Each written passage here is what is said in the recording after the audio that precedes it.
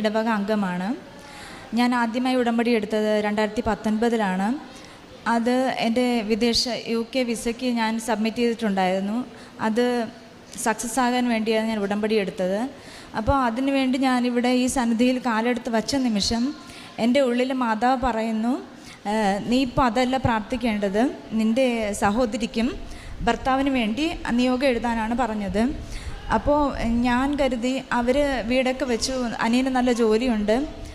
അപ്പോൾ അനിയത്തി മാതാവിനോട് ഒത്തിരി പ്രാർത്ഥിക്കുന്ന ആളായിരുന്നു. അപ്പോൾ ഞാൻ കരുതി മാതാവിൻ്റെ ഫ്രണ്ട് ആയതുകൊണ്ട് മാതാവ് അവൾക്ക് വേണ്ടി തന്നെ വീണ്ടും പ്രാർത്ഥിക്കാൻ എന്നോട് ആവശ്യപ്പെടുന്നെന്ന് കരുതി ഞാൻ ആദ്യം എൻ്റെ വിദേശ യാത്ര, എൻ്റെ ഭവനം, എൻ്റെ മക്കൾ, അങ്ങനെ എൻ്റെ കാര്യങ്ങളൊക്കെ എഴുതിയിട്ട് പിന്നെ എൻ്റെ സഹോദരങ്ങൾക്കും മാതാപിതാക്കൾക്കും കോമൺ ആയിട്ട് നിയോഗം അവസാനം വെച്ചു.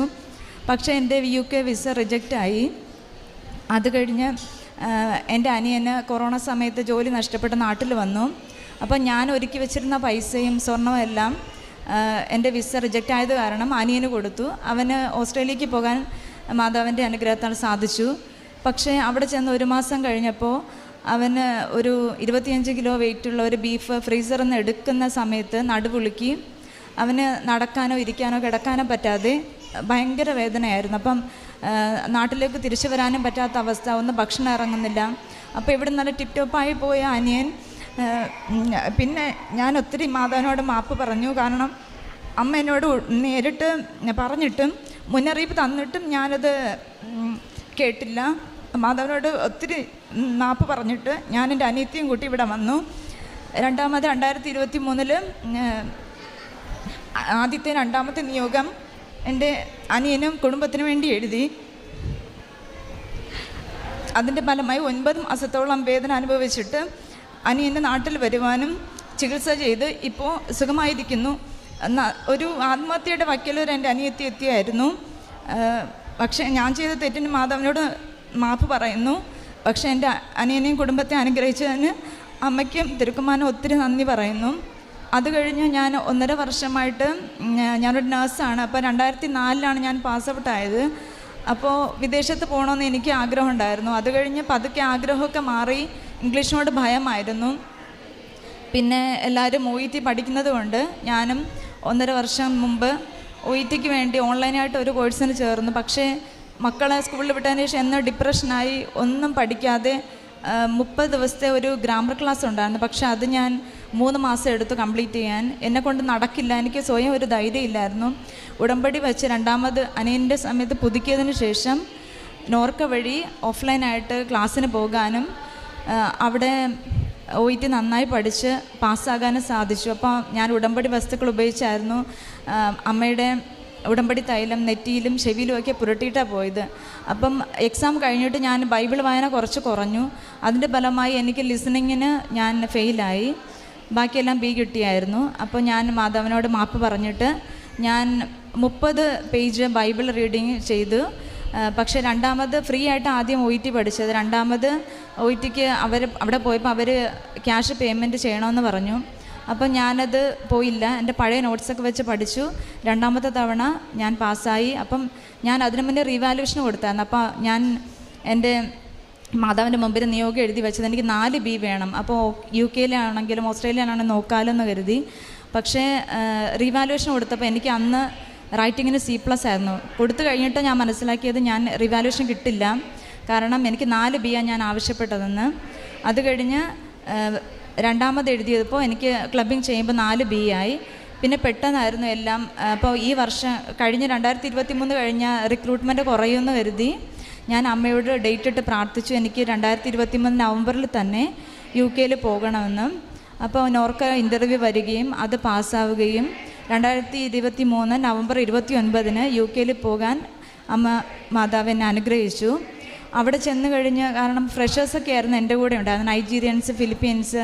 അപ്പം ഇവിടുന്ന് പോകുമ്പോഴേ എനിക്ക് പേടിയായിരുന്നു. ഞങ്ങൾക്കൊരു ഓൺലൈൻ മീറ്റിങ്ങൊക്കെ ഉണ്ടായിരുന്നു. അപ്പോൾ അവിടെ മലയാളികൾ ആരും ഇല്ലല്ലോ മാതാവെന്ന് പറഞ്ഞാൽ ഒത്തിരി ടെൻഷനായിരുന്നു, ഇവരോട് എങ്ങനെ സംസാരിക്കുമെന്ന്. പക്ഷേ 4 മലയാളി പെൺകുട്ടികൾ എന്നെ വിളിച്ചു, ചേച്ചി മലയാളിയല്ലേ എന്നൊക്കെ പറഞ്ഞ്. ഞാൻ പോകുന്നതിന് മുന്നേ അമ്മ എനിക്ക് സമാധാനം തന്നു.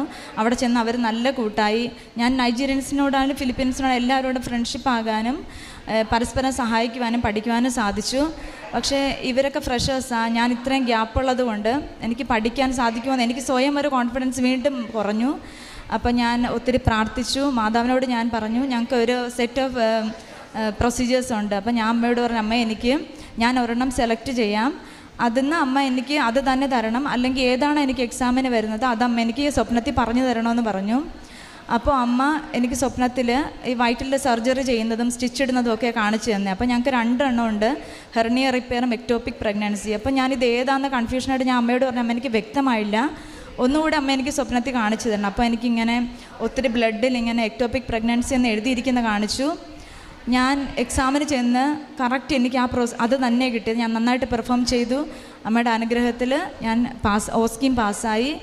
എനിക്ക് പിന്നെ ഞങ്ങൾക്ക് പിൻ നമ്പർ കിട്ടുന്നത് വരെ ഞങ്ങൾ ഹെൽത്ത് കെയർ അസിസ്റ്റൻ്റ് പോലെ ഹെൽപ്പേഴ്സിൻ്റെ പണി ചെയ്യണമായിരുന്നു. അപ്പോൾ എനിക്ക് നടുവേദന കാരണം അമ്മയോട് പറഞ്ഞു, അമ്മേ എനിക്കിത് പെട്ടെന്ന് പിൻ നമ്പർ കിട്ടിയാൽ എനിക്ക് നേഴ്സായിട്ട് മെഡിസിൻ കൊടുക്കുക, അങ്ങനത്തെ കുറച്ച് കാര്യങ്ങളും കൂടെ ചെയ്യാം, അപ്പം വാഷിങ്ങൊക്കെ കുറയും.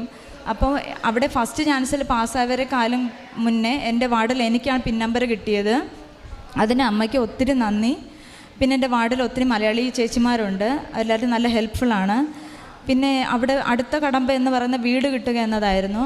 അപ്പോൾ എനിക്ക് ഇംഗ്ലീഷിനോട് ഭയം, ഏജൻസിയോട് എന്താ സംസാരിക്കുക, മെയിൽ എന്താ അയക്കുക, അങ്ങനെ വലിയ പേടിയായിട്ട് ഞാൻ ഒന്നും ട്രൈ ചെയ്തില്ല. ഞാൻ കരുതി എല്ലാവരും എന്നെ സഹായിക്കും, പക്ഷേ ആർക്കും ഒന്നും ചെയ്യാൻ പറ്റില്ല. നമ്മുടെ മെയിൽ ഐ ഡിയിൽ അവർ റെസ്പോണ്ട് ചെയ്യുന്നത്, നമ്മുടെ നമ്പറിലാണ് വിളിക്കുന്നത്. അങ്ങനെ ഞാൻ എല്ലാവരും ബ്ലെയിം ചെയ്ത് തുടങ്ങി. പക്ഷേ പിന്നെ ധൈര്യം സംഭരിച്ച് ഞാൻ ഏജൻസിയോട് എൻ്റെ ആവശ്യം പറഞ്ഞു. അവിടെ എല്ലാം നമ്മുടെ ഡീറ്റെയിൽസ് കൊടുക്കണം. അപ്പോൾ എനിക്ക് 3 കുട്ടികളാണ് ഉള്ളത്. മക്കളുടെ നമ്പർ പറയുമ്പോൾ അവർ വീട് തരാൻ മടിച്ചു. ആദ്യത്തെ വ്യൂയിങ്ങിന് പോയിട്ട് അവരെന്നെ ക്യാൻസൽ ചെയ്തു.